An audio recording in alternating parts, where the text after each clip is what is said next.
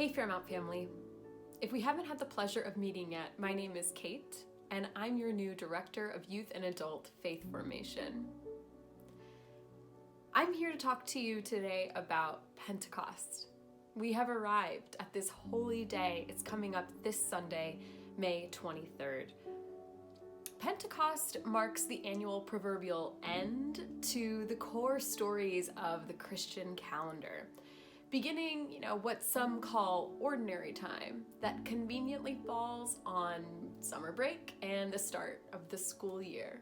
When for, those few who are even paying attention to the Christian calendar with all its liturgy and holy days, take a little break. At this time, most modern Christians shift their energy to summer trips and work opportunities and preparing for the new academic season and sports. And then once Advent rolls around after Thanksgiving, we start feeling a little more churchy again. But in this year, as we have been not able to gather at church or celebrate holidays the way that we used to, I think we have started to rethink church, and I think that that's really good news. Where and who the church is, why it's important, and how we want to reintegrate church into our lives in the new normal that is unfolding before us. We're all kind of wondering about this. You and I, we may be Presbyterians, or at least mainline Protestants, but I'd like to think that we've all been a little more, and stick with me here, Pentecostal since May of 2020. And not like speaking in tongues Pentecostal, but I think we've been more like the apostles or the people of the early church, doing worship at home and caring for our individual ministries, doing our work in the world on our own terms and often in creative ways. You see, on the day of Pentecost, we remember the story of the Spirit descending on the apostles in a rush of mighty Ruach, and I hope I'm pronouncing that right, a wind, a breath. She invaded the house where they gathered, appearing to them as a fiery flame. The Spirit, an unseen power of God, moved among them, inspiring and empowering them to follow the Christ and to carry out their work in the world. According to Joel, the Ruach is open to everybody. And it's open to everyone to see God's dream for the world.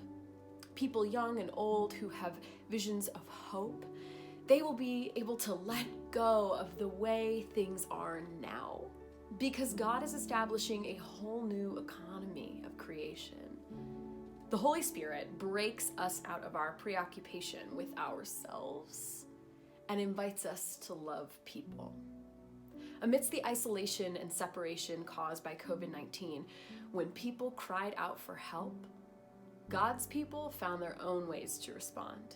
They showed up, the flicker of the Pentecost flame igniting above their heads. George Floyd called out for his mother and cried, "I can't breathe." And the mothering spirit in people across our nation took a deep, holy Ruach and responded in protest and action. Neighbors lost everything from economic fallout of the pandemic, and people showed up, calling on our legislators to provide relief, and began personally redistributing their wealth to others. Terms like reparations and mutual aid out of love and care for people caught on in public discourse like wildfire. Right here in our faith community, Fairmount Youth came together to build a pantry for anyone who needs food or personal care items to come and take what they need without judgment or explanation. And when our youth faced their own losses, whether that was of two local sisters, sportsmates, and friends who were victims of a tragic accident, or a beloved cousin who was lost to cancer, our kids showed up through action. One Fairmount mom told me of their daughter, an athlete who competes with the names of the friends she lost written on her skin. And after the meet, once it's concluded, she won't wash their names off, boldly honoring their lives and living out their own in love, remembrance, and faith.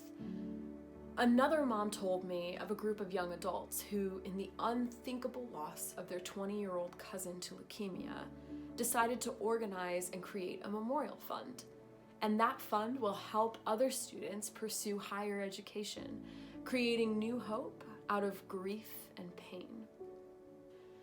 Pentecost is new creation. Pentecost is not blind, willful optimism, but instead hope in something unseen. Pentecost invites us to reframe our reality and to align more closely with God's vision. Pentecost is living into the gift of the Holy Spirit. That gift has been given to every single one of us to live out our lives following in the footsteps of the Christ. Which is to say, living out Jesus' greatest charge: to love with all of your heart, soul, and mind.